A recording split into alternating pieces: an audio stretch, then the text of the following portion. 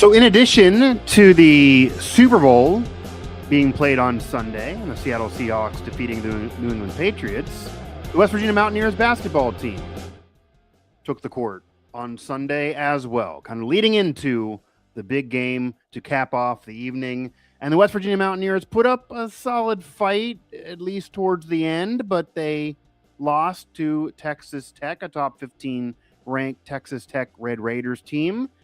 Dropped a little bit in Ken Palm, and now at 15-9 with 7 games in front of them before the end of the regular season, at least, here on this episode of Mountaineer Report, brought to you by West Virginia Sports Now and available everywhere you get your podcasts. I am Mike Asti, and I'm going to be joined alongside here by Luke Blain, and we are going to talk kind of the state of the Mountaineers and where this team stands with March not that far away, still early February, but March fast approaching.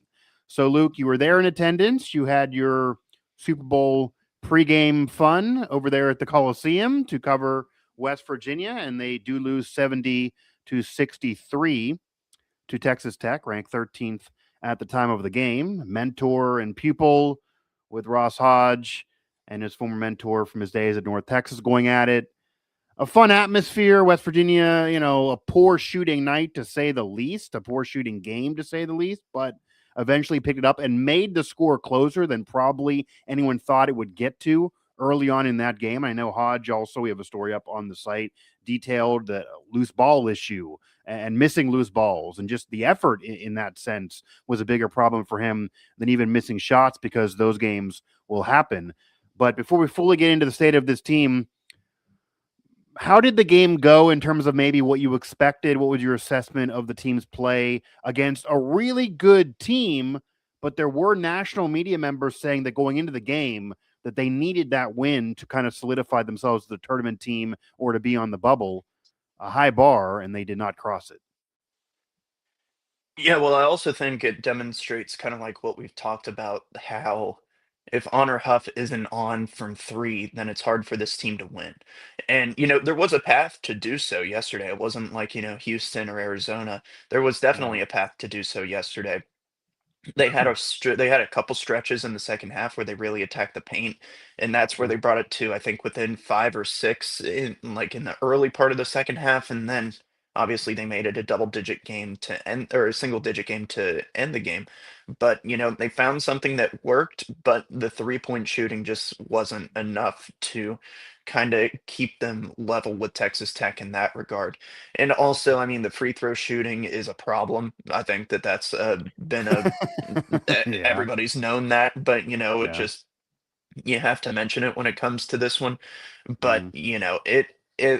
you can definitely shoot yourselves out of games at times, and there Yeah. was just, in a night where Texas Tech was, I think, 8 for 11 at one point, specifically in the first half. So I mean, it's whenever you make that many shots and you're not following up with them, then it will get to the point that we saw yesterday. But also, I think there is Yeah. a bright side there. Like I said, that they did kind of find a rhythm in the paint, attacking. Jasper Floyd played really well yesterday. I will say, honestly, he made some really good Yeah. plays, and he, finished with 10 points and 3 assists, 4 rebounds. And I mean, that 8-0 run to start the second half really ran through him. He, facilitated, he had 4 points and 2 assists in that time. So it was really good showing from him, but you just got to be able to make some outside shots. I mean, if WVU shoots anything close to their average in that game, you probably Yeah. win. Yeah, and that's the weird part about it, that they didn't win. I didn't think they were going to win. They, of course, the underdog going into the game, even though they were at home. That's a top 15 team that they're playing, and a coach that knows Ross Hodge very well. So their scout was probably easier than any team that West Virginia has played so far this year. With all that said, and even though Ross Hodge brought up the loose balls and the effort, and even he always brings up, if we do a little bit more on defense, we could turn this game around, or we could have turned that moment around. And he always tries to kind of wipe away the shots because he knows the team is not going to score 90 points, and any team can have a bad shooting game. However, it almost feels like Hodge was getting, you know, too, I don't want to say, too cute with it or too lipstick on a pig with it, but he was almost offering too much analysis. The simplistic analysis from this game is kind of what you were saying, that regardless of loose ball issues, regardless of defense, they played a top 15 team at home. You're not going to get every single loose ball in every single game, even though Hodge commands they do.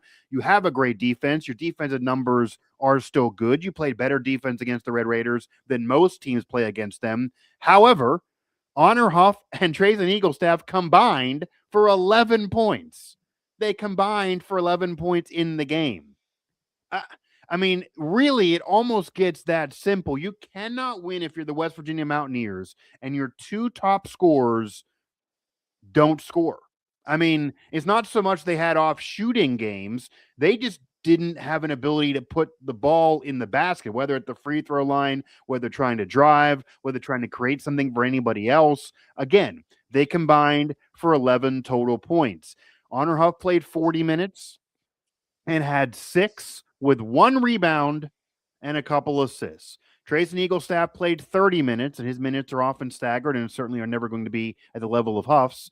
He had 6 boards, which is pretty high for him, 1 assist, and only 5 points. Obviously, the shooting percentages were atrocious, and the West Virginia team as a whole was 24 for 55 from the field. Now, it's not as horrible overall as it may even have seen watching the game early on, because they were 2 for 20 at one point and then eventually picked it up and made the game close. But still, Texas Tech shot a percentage that was almost around 50 in the game. So if your opponent shoots almost 50 and you barely get over 40 and you start off 2 for 20 and your two top scorers combined barely getting over double digits in scoring, let alone have one of them explode, because when they've had those recent big wins, certainly the staple victory over Kansas, you had one of them explode, even if not both in those games. They just don't have a shot. They don't have a deep enough offensive team to overcome Eaglestaff and Huff combining for 11 points. It really does get that simple for me. It does not mean that what Hodge is saying is wrong, but I don't think if they got every loose ball and those two combined for 11 points against that Red Raiders team, they win. Yeah, I mean, you can make the argument that if you dive on more loose balls, you get more opportunities for possessions, and then who knows That's what what he's can saying. happen. Right. Which is, of course, yeah, what he's saying. But also, I mean, you had opportunities. You had 22 shots from 3, They and had them. credit to Texas Tech. They made it very difficult. They made it very difficult to get Honor Yeah. Huff open.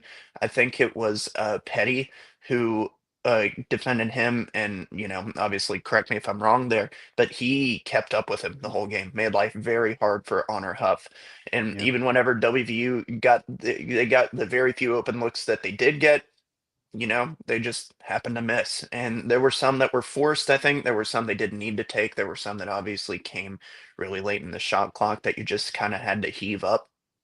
But I think that also comes down to, is the offense setting them up to take the best looks that are available? I think that's a valid question. I think that there are, times where they're not. Right.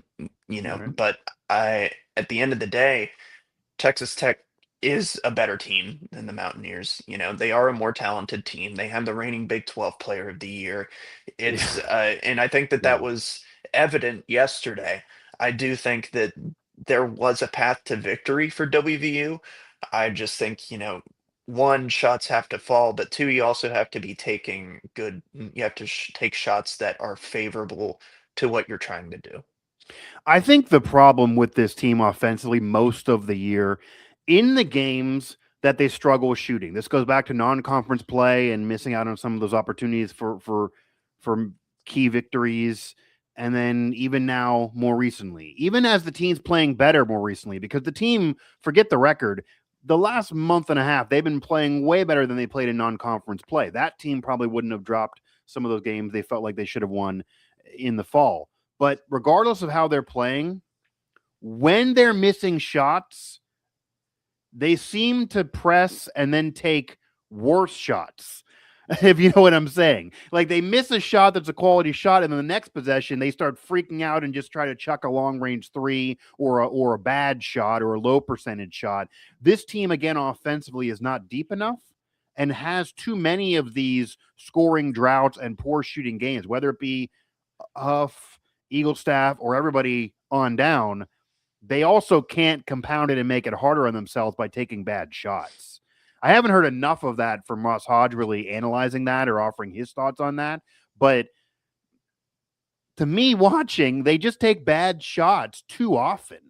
And again, that's kind of what happened in this game, that they started off ice cold. They couldn't hit anything. And then they just started taking worse shots because it does feel like they see the scoreboard, they freak out. There's some experience there, even if not experience as a West Virginia Mountaineer before this year, but they kind of do play like an inexperienced team, maybe inexperienced with the system or whatever.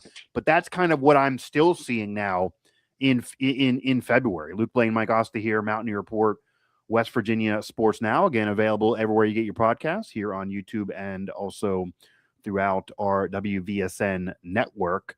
Now, even though maybe it's a game that got away from them in one sense because they just were so bad shooting, maybe they should have got more loose balls. Hodge maybe is sitting back thinking, okay, we lost, they're a better team, but maybe we should have played better, we should have won it, as you alluded to.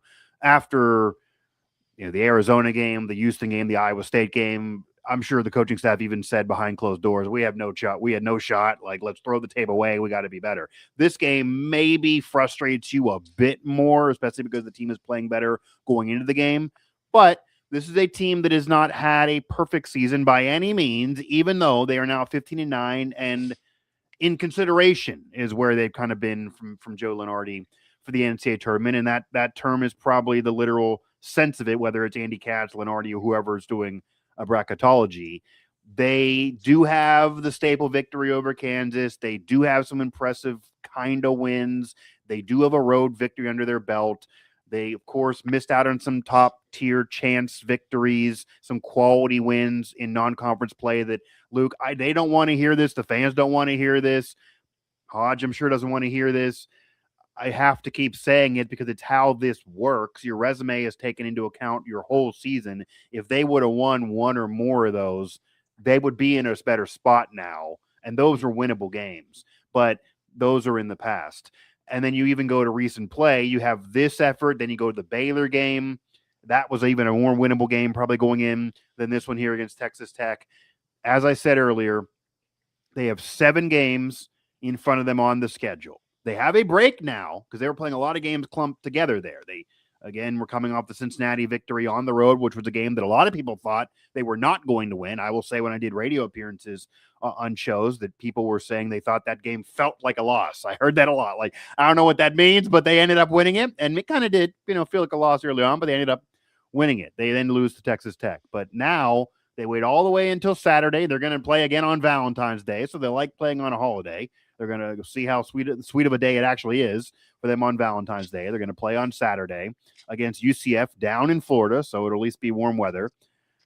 See what they can do to celebrate, maybe get some dates or whatever there after the game if they do get a victory before going home. But then Utah back home, TCU, Oklahoma State, BYU, Kansas State, and then again with UCF in Morgantown. That just closes out the regular season. Then, of course, the conference tournament in front of them. If it's horrible, they can they go ahead and try to win it.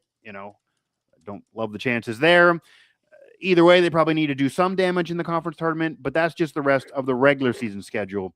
For you, Luke, looking at this team now, and now they're still, not great via metrics, certainly not great on KenPom, but in the 60s, no longer in the 50s, but out of the 70s at least. Do you get a sense that this team feels like, at least from the group, that they have a shot at the NCAA tournament? Do you get a sense that they are caring about anything I'm saying or looking ahead to anything I'm saying? Or, because I know sometimes this is asked to the coaches after games or the players, or they're just trying to do tunnel vision. Do you get a vibe, even covering the team and being around and how well they're playing or lack thereof at times, that this is a NCAA tournament team for you? I think In a way, I definitely think that they do obviously give that classic answer, one game at a time. The most important game is the next one. I think they've said that one directly a few times, Yeah. but they have, think it might have been Mike Kazaza who asked Hodge yesterday about, UCF losing by 20 to Cincinnati yesterday as well. So but Hodge's answer to that also kind of tells me, that you do kind of get the luxury of not having to look at certain wins in the Big 12.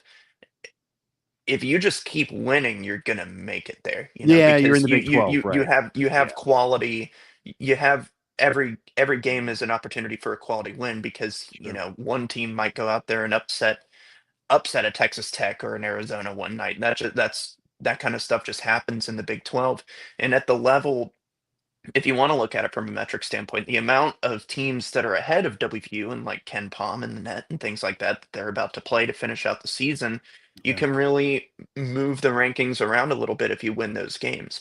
You could probably win every game except for BYU and be fine going into the tournament.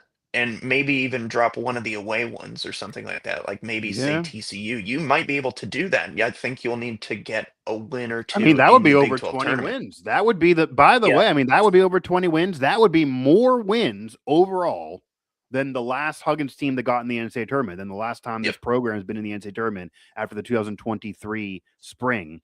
That would be more wins because that was 19 wins. That would certainly be more wins than DeVries' team had last year when people thought they got snubbed and they should have made the tournament. So that would be a lot of wins. That would be a Yeah. decent amount of overall victories, even though you feel like other ones got away from them. And right now they're very much a borderline bubble pop team. Probably they wouldn't get in if the tournament starts today. But as you're saying, the schedule's not brutal coming up. And if they would only drop to the only ranked team they play, they would have a solid number of victories in a top tier conference with a Yeah. program with history and fan base and all of that.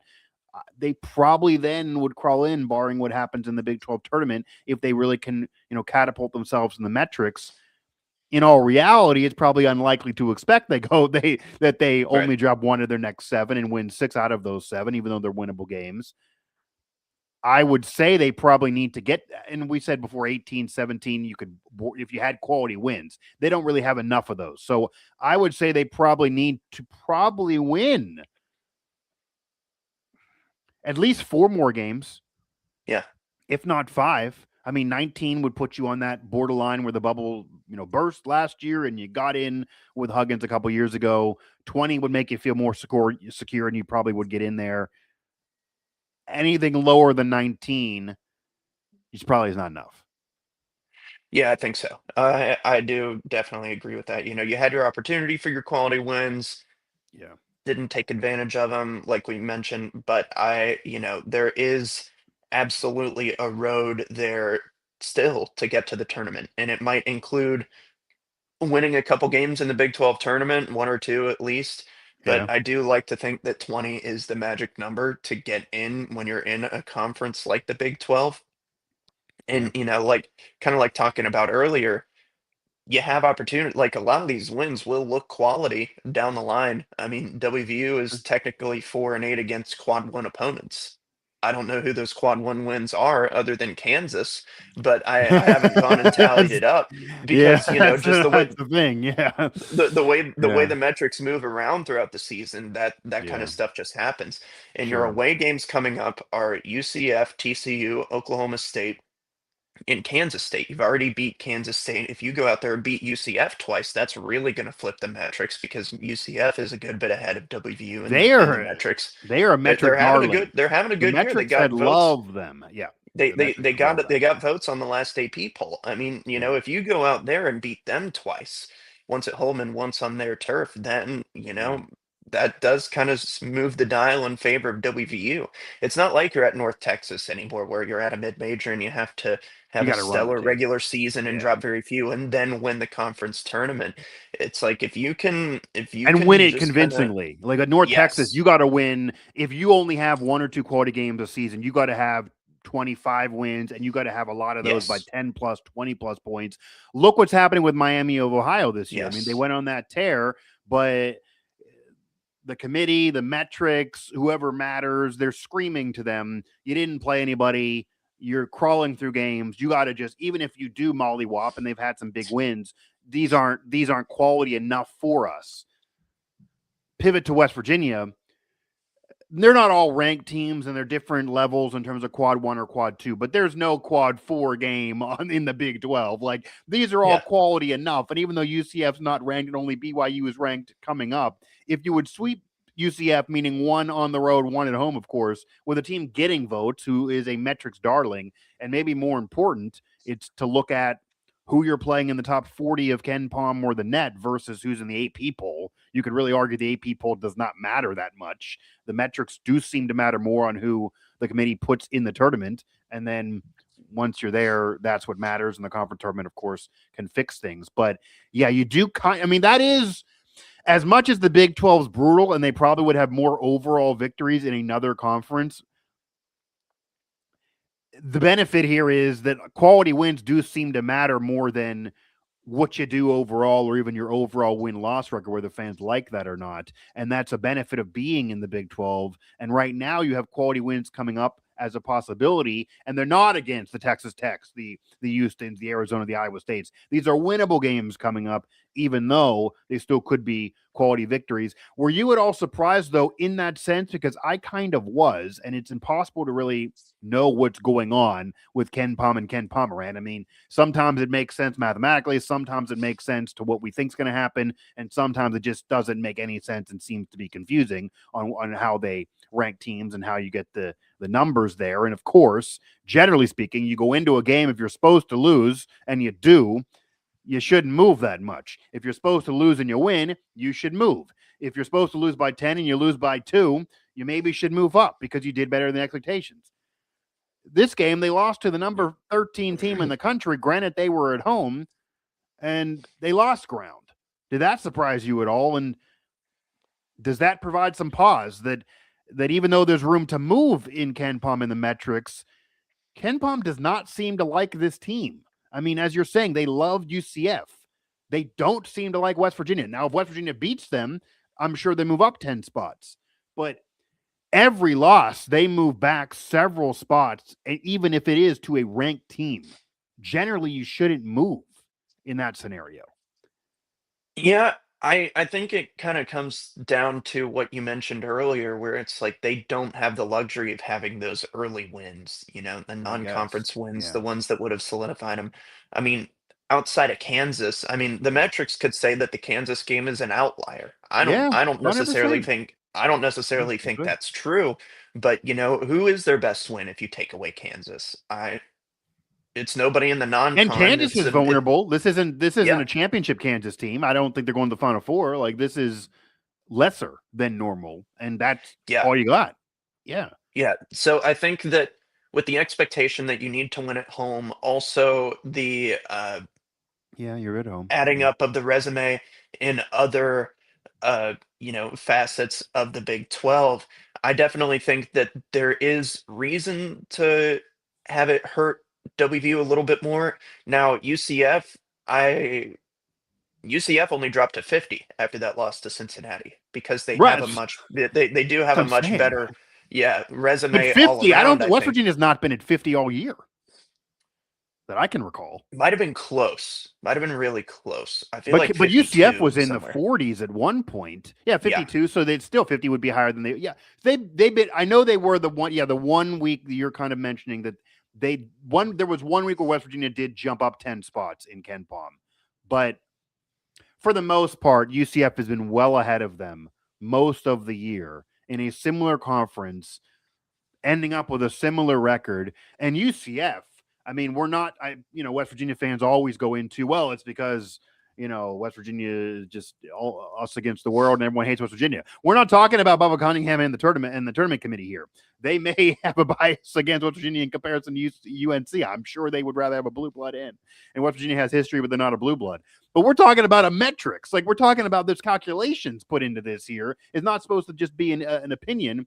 And UCF certainly, when we're talking men's basketball, does not get any benefit of the doubt. I mean, we cannot even have to debate this. Their history is not certainly better than West Virginia. It's not even on, the same platform. And yet again, they are loved by the metrics right now. And we will see. Maybe we're going to find. Maybe Luke, we're going to find out why. Maybe on Saturday you're going to Yeah. be covering the game, thinking, "Well, this makes some sense. They're really good." Like Yeah. maybe we're going to get our answer here with these matchups coming up, and the next game being against UCF. It'll be very interesting to me. Very interesting if West Virginia beats UCF on the road, where they then go in KenPom. And I am sure they will move up in KenPom, and I am sure UCF would move down in KenPom. However, do they go from 62 to 58, or do they go from 62 to 50? Does UCF go from 50 to 59 or to 57 or just to 52 or 3? It may sound like I am really grasping at straws here, but I think that actually will matter to whether your bubble gets popped or not. Yeah, I definitely think so too. And I mean, WVU and UCF actually have very similar resumes. UCF Right. doesn't have the UCF lost to more quality opponents in the non-conference schedule, but they did beat Kansas as well. Actually, Yeah. yeah, well, their only loss in the non-con was to Vanderbilt, so a quality opponent. But they've also lost to Iowa State by 30. They have also, but they did beat Texas Tech at home. I think that that's the major difference Yeah. that will be taken into account for the Maybe. Ken Palm Maybe. and things like that is the way that Houston Texas killed Tech them. game played out. Yeah, I mean, the same Houston. teams that killed West Virginia killed them. Like they have 55 points they put up against Houston. They killed them even worse, you could argue, in some respects. And it almost sounds like we're into a season here that's going to come down to where we're going to sit back and say this team is a bubble team. Maybe that's good for year one, but the what if story and what could have been still goes back to non-conference play, because it could simply be that even the metrics and the committees and the votes and all of that for Associated Press, etc., are looking at these two teams and saying they're basically the same in conference play, but UCF did better in non-conference play, so we give them a bump. It could again be as simple as that. And of course, the metrics maybe it wouldn't be, but just certainly to the humans if they look at the whole resume.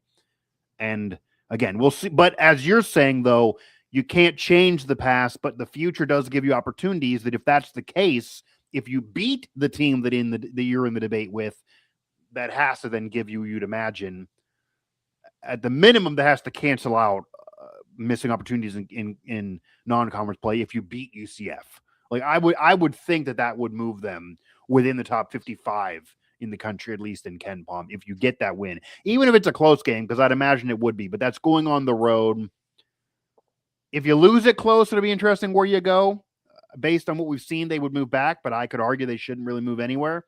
And you certainly can't go in there and lose convincingly. Luke Blain, Mike Asti here, Mountaineer Report, West Virginia Sports Now. We are giving you a State of the Union address here, state of the Mountaineers a little bit here in early February, coming off of I guess you got to call it a close loss to Texas Tech, even though most of the game watching it kind of felt like they never had any chance to win that game. 7 games in front of West Virginia as we speak, several days in front of them as we speak, as they're going to take a little bit of a break before that game against UCF on Valentine's Day. And then they will also have some games clumped together there, because then you're going to have Utah, and then only a few days later TCU, and then only 3 more days again, and then you take 4 days, and then 5 days. So you're not going to enjoy a break like this again until pretty much the season's over, I don't think.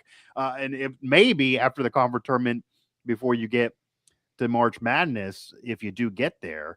But this is something that maybe they can use to get healthy. Did Hodge say anything else that's interesting about any other aspect of this team here, with, again, only a couple more weeks left of the season and an important stretch ahead?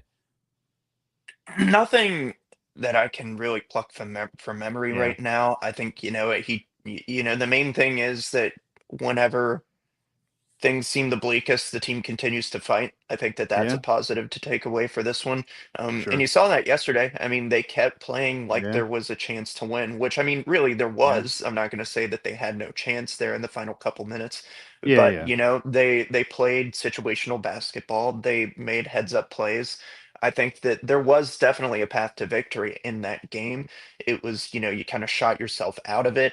And also, there were like I think Hodge is right about the loose balls. Like, they yeah. that created some transition buckets for Texas Tech down the stretch.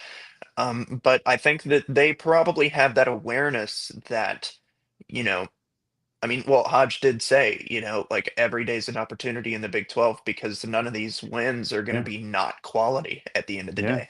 Mhm. Even Oklahoma State, who's struggled at times, is ranked a few spots ahead of West Virginia. So you do have the opportunity for that. And if you played Yeah. at Oklahoma State, that's a quad one win. I mean, it's a which I think they do they. I'm trying to Yeah, no, remember that. Yeah, they do. it's at Oklahoma State. Yeah, yeah. Mhm. Yeah, so that's another quad one opportunity. And that's obviously things will shake up a little bit and that might change based on where the season ends, but there's chances here for WVU. And the way they talk, I definitely don't think they sound anything like, "Oh, yeah, out of the tournament, not a chance." There's Oh, definitely yeah, a yeah. chance lined up in front of them. Yeah, and as I said actually on X after I think it was even after the Baylor game, that the one thing that if you're a Mountaineer fan you have to be pleased with this year, even if you think they let games slip away, and even if you think that Hodge has miscalled certain games, and no one's perfect, and this is only 3 years in as a D1 coach, as a major D1 head coach, I'm saying, and that was my criticism of him getting this job. But now that he's here, now that he's here, this team has had a solid year for year one. It is year one with an entirely new roster. It is not his fault that Huggins career ended the way it did, or that Eilert was the coach of arguably the worst season ever, or DeVries left after 1 year on a turnaround season. None of that is on Hodge. This has been an overall quality season. If somebody would have told you at the end of the year that they're going to be on the bubble, they maybe could get to 10 conference wins. They have 6 right now. It's very reasonable to get 4 more on the board, and that maybe they could get to 19 or 20 overall victories. Luke, I mean, most people would take that. That was almost what they did a year ago with DeVries, who people thought was a better coach. Hodge is going to pretty much mirror that again this year. It shows you that maybe this is the floor if you think there's better days ahead, instead of people thinking this is the ceiling. Like maybe they could go onward and upward from this, and maybe the Eilert year is an anomaly. If you look at the last 30 years of basketball for West Virginia, it is. I mean, there's not that many of those type of years. There's much better seasons on the regular, even though this is a different era. So there's a reason to have a glass half full take on this year. Even if you feel, okay, they blew it against Ohio State, they blew it against Clemson, the Pitt win wasn't enough because Pitt's horrible, all that. Baylor effort, this Texas Tech game, the blowouts, like lose closer games, even if you're going to lose. That's what the fans are kind of saying now. But even if that's what your opinion is, and I've said it too, this team shows they really are bought in. They like playing for Ross Hodge. I don't even just believe them off what they're saying. It's clearly evident on the floor. It's not coach speak. It's what we're seeing on the floor. They never give up in these games. They play hard always in these games. They were awful shooting early in this game, and they scratched and clawed and made this a single-digit loss instead of losing by 20 points. Teams that have no mental fortitude would have got destroyed in this game and had to be another blowout. They've learned from those past blowouts, and they do feel like they're getting better now. So, again, all of that is a feather in the cap of Ross Hodge as a head coach, that even though he's only a few years into this as a D1 major head coach, he's been a coach for a long time in general. He knows his team. His team loves playing for him, and I kind of do think he's the right fit at West Virginia. I don't think he's looking to run out. I don't think he's going to not be there next year. I imagine he's certainly going to be, and that this team is going to get better under him, and his recruiting has been sound. So all of that is good for the program. You, of course, want to make the NCAA tournament. It is too many years in a row of not making the NCAA tournament. Despite those issues these past recent years, not on Hodge, the fans are really getting hungry to get into freaking March. Like, that is a big deal at the program. As I've said, you cannot be the athletic director and read how many years they've been in the tournament throughout your history at the open of a lot of these pressers, and then have them keep missing out on the tournament. You're saying that's the bar, and they're not crossing it. So if they do miss this year, dare I say, and I certainly, Renbaker does not have a knee jerk, mentality. I'm not saying he should do this. I'm sure we'll give him 2, 3, 4 years of a rope and they'll be together for years to come. I'm not in any way saying that if they don't do a certain thing next year that he'll get fired. But for the fan base to be bought in, Luke, I would say that if they miss this year, the next year they're going to have to get in.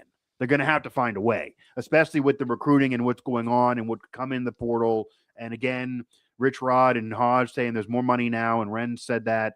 That puts more pressure on next year. So you'd have a little bit of a cushion if you crawl in this season. And there's missed opportunities, but maybe they could. But if they don't, then they're going to have to next year. It just cannot keep being 4, 5, 6 years in a row missing the tournament and tell me to, a trust the climb type of speech. That is not going to work with these fans. They've heard that too many times. Luke Blain, Mike Asti here, Mountaineer Report again, talking men's basketball off of a loss of Texas Tech, a game against UCF, a metric darling is what I'm going to call them. And we will see what happens because that is a big deal to this team here. You may not think West Virginia UCF is a rivalry in basketball, but it might be one, depending on how these two games go, because it really could determine that. I would probably tell you, look, I kind of feel like only one's going to get in the dance and the other one's going to have the bubble popped. It feels like they're very, very similar. I would find it hard to believe they both get in based on, what you're expecting from the conference, what happened last year, all of that. These are kind of must-win games. And if you do lose on the road, you got to win the home game to close the year. Like, you got to split that at worst. But winning that on the road would be a gigantic deal as long as then you hold serve at home. Now, I guess I kind of want to end here on the women's team. Women's team has been riding high. They are now number 19 in the AP poll. They feel like, again, that they're going to be a tournament team. I'm sure they will be. They want to worry about their better seeding. They want to have a better seeding than in recent years, and their goal is a Sweet 16 finally, even though they don't have the star power of recent years. But they are playing really, really well as of late, even though they had kind of the rough patches earlier in the season. How do you feel about the state of the women's team right now? No, I think the state of the women's team is good. I think they're finally at a point where they are winning those close interranked matchups. I mean, they pulled out the Baylor win. That's a team that they've really struggled to beat in Yeah. the years prior. They're taking care of the home court, minus, the one Villanova game, which you might be able to call a fluke, whatever you God, want that to game say. was bad for West Virginia. Which I mean, like Lord. that, if in the grand Yeah. scheme of the season, that's been the loss that hurts you the most by far, Sure. They would have been is better off losing like that forfeiting to and not Villanova. showing up. I mean, that's Yeah, God, that was bad. Yeah. yeah. But you have the loss to Utah. That might hurt you a little bit, but that's a decent team. But I mean, they're playing at a level that's going to get you a good seed in the Big 12 tournament. You'll get some favorable Right. matchups. You have Yeah. another chance against TCU, which was just, a game that you lost on a buzzer beater at home. Now you have the chance to go and upset them at their place, which would Yeah. be a really great resume win for this team. There's opportunities to just keep moving up the ladder in the Big 12 coming ahead. And, Mhm.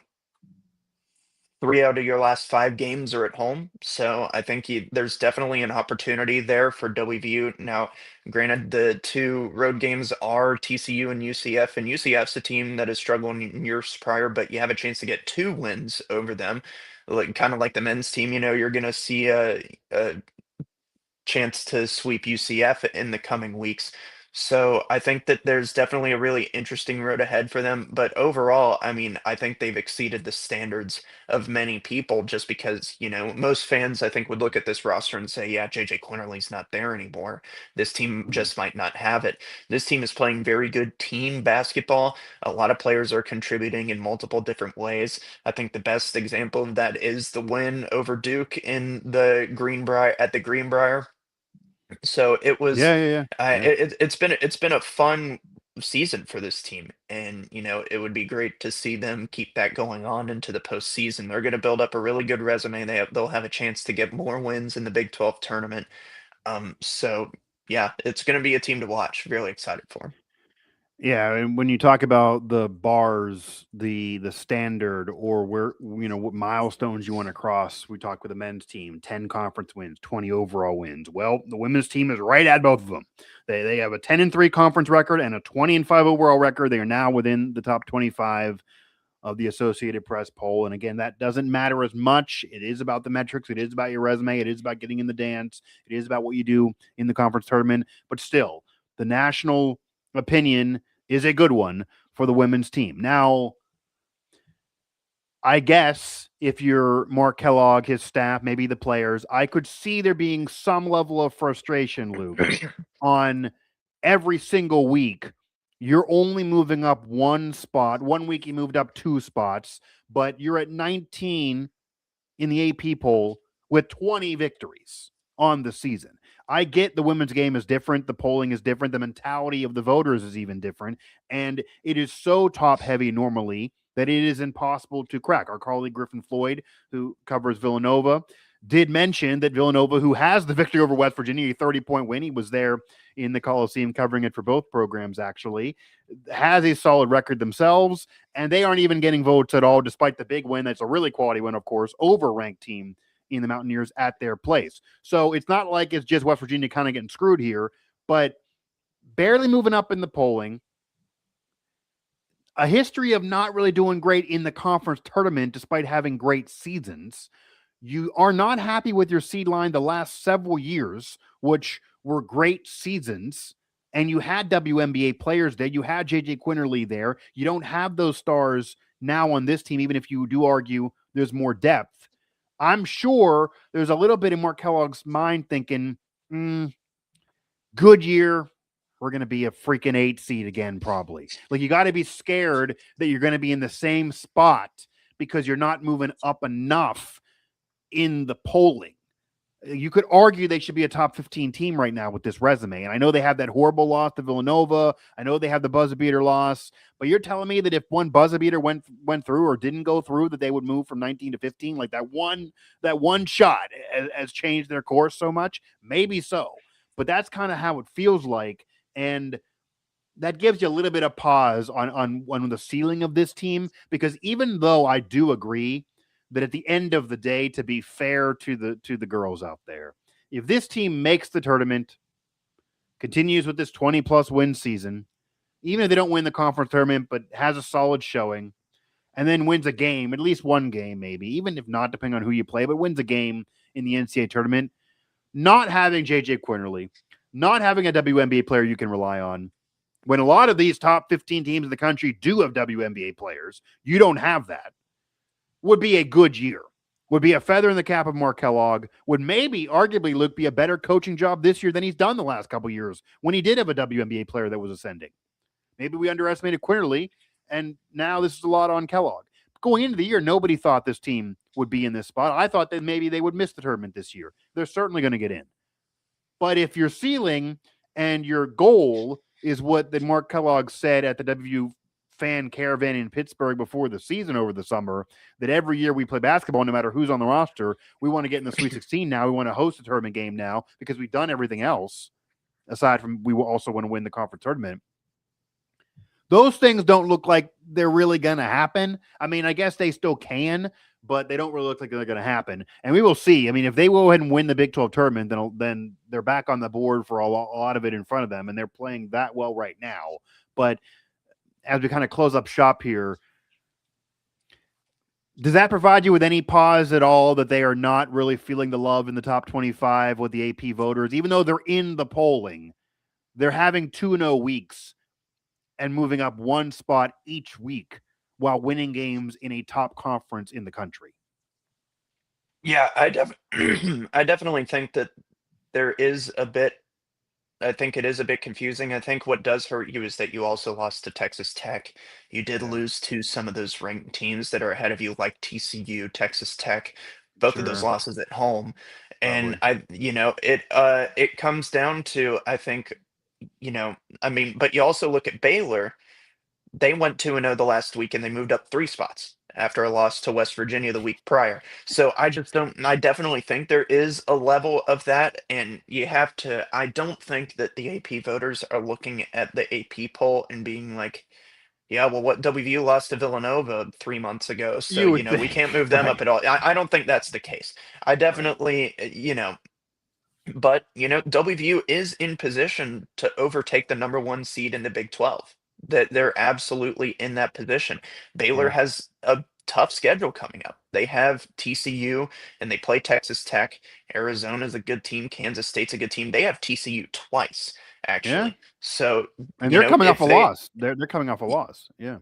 TCU is, Yeah, didn't they lose their, or maybe they won, but didn't they lose their last game? uh, Yeah, they lost to I they can't lost think of which game that is. they lost to Colorado is what I'm yes, they lost their last game. It was Oh yeah, 80-79 against Colorado. So yeah, they lost on Sunday. So they're coming off a loss. Yeah. yeah. So I mean, if Baylor loses a few games. I mean, Baylor's 10-3 in the Big 12, WVU's 10-2. UCF has been bad this season. They are 2-10 in the Big 12. So Yeah. WVU can, not saying you can just chalk up those as wins right now. So, you have let's say they do. Cincinnati's a team that struggled this year, so is Oklahoma State at times. You get both of those teams at home, you have a winnable game at Yeah. TCU. I mean, Yeah. there's a reality here where WVU finishes this stretch 5-0, and They then could win out. Yeah. they could win Yeah. up, they could win out and absolutely jump Baylor in the Big 12 Yeah. standings and take the 1 seed into the tournament. Yeah, and then That's they would absolutely on end the the year table. with 8 straight wins if they do that. If they win out, that would be 8 consecutive wins to end the regular season. Yeah, if you do that and you at least make the Big 12 finals, Yeah, you got to do something in there probably. it's hard to keep them out of the top 5 seed range, even top 4. Yeah. It would be difficult to keep If them you do out of that something in the conversation. conference tournament, I would think that if you win these 8 in a Yeah. row and then you drop early in the conference tournament, which we've seen, Yes. then you're probably more into where you're still in that 6 to 8 neighborhood, and it might even end up being 8 because they Yeah. look at the overall resume. That's where the non-con would come into play in the bad Villanova loss. That gets washed away if you do have success in the conference tournament, I do believe. And certainly, I mean, we're kind of acting like they're just going to be on the committee's beck and call like they've been in recent years. It'll be funny because they don't have Quinterly. Maybe this team will be the team that wins the Big 12 tournament. I mean, it could happen. Again, they're playing that well now. They do have a depth there. They also, like the men, never give up. They have had some games that got away from them, but maybe it's better to have those behind them because in past years, this team would be so good and dominate non-con, get in there, even dominate early in Big 12 play, and then they almost would appear sluggish at the end of the year, and they would have a tournament victory, but then they would have, on the road and horrible reffing and all that. Things that would go against them against Iowa, against Caitlin Clark, against North Carolina. Those are just impossible matchups. That's kind of what hurt their seed line. They would crawl. If you remember last year, they lost that Colorado game towards the end of the season, and then they're upset about a seed line. Don't lose that. This team right now with 5 games left to go, and I'm talking about the women because I know the men also lost to Colorado last year, but I'm talking about the women. They also dropped one to Colorado a year ago. They had a rough seed line. This team here, though, has 5 games in front of them. They could win them all. And I'm not saying they have to go undefeated, but you certainly cannot be dropping games to teams that you got to beat. Like you can lose to TCU probably, even though that would be rough because they would then sweep you in the season series. But these UCF games, I mean, Oklahoma State even, like really, they probably do need to win 4 out of those 5, at least. And based on Oklahoma that State's schedule. actually Oklahoma State's actually only a few games below them in the Big 12 standings. So Oklahoma State is, They could lose I to mean, them. they're having a solid season, a much better season than I gave them credit for. They're the 5 seed in the Big 12 as it stands right now. So you do have a challenging game coming up there. Right. I don't think they've played each other so far this season, but WVU, the It's in only Morgantown. team, Yeah. the only team that has been able to like handle WVU in a game where it looked like they weren't even in it was Villanova on December 1st. Which It's is like, insane. Yeah. yeah, But which they're is playing, nuts. but maybe, I mean, you don't want that to ever occur, I'm sure, if you're Kellogg, but at least it happened towards the middle of the year, not the Yeah. end. And also maybe they use that game they're just flat out playing better now. That if this effort was back on December 1, I'm sure they wouldn't lose by 30. But that game's a really odd anomaly. I mean, it's not even this year, Luke. Yeah. That is literally the worst loss of the Mark Kellogg era. Yeah. For sure. I mean, you're at home. Villanova is a good team. They're good. They're getting more disrespected than West Virginia. It's not like they're a top 20 ranked team. You could maybe get here's the issue. You could maybe get upset by a good team, even at home. You can't lose by 30. They were never in the game. That's really a problem. But they are playing so well that I'm sure if they win the conference tournament, if they do win out, all of that again can wash away, maybe cancel out. They're certainly going to be an NCAA tournament team in some respects. It's about where you are seed-wise, what you can do there, because unlike the men's, you do have those road games coming up if you are not in a solid seed situation. They want to host a game at some point. They want to win the conference tournament at some point. They want to get to a Sweet 16, which the program has not done since 1992, despite the recent success. All of that's in front of them. I don't know if I'm predicting all of that to happen, but it's definitely on the board for them to win out in the regular season. And then if they do that, everything else is on the board too. And then who knows what could happen in the conference tournament this year, because it does feel like this team is playing really well at the perfect time. That'll do it for this episode of the show. Luke Blain, Mike Asti here, Mountaineer Report. Again, make sure to like, subscribe, leave a comment here. We'll comment back to you. And you can find this show and every episode of this show here on West Virginia Sports Now, on YouTube, and also available everywhere you get your podcasts.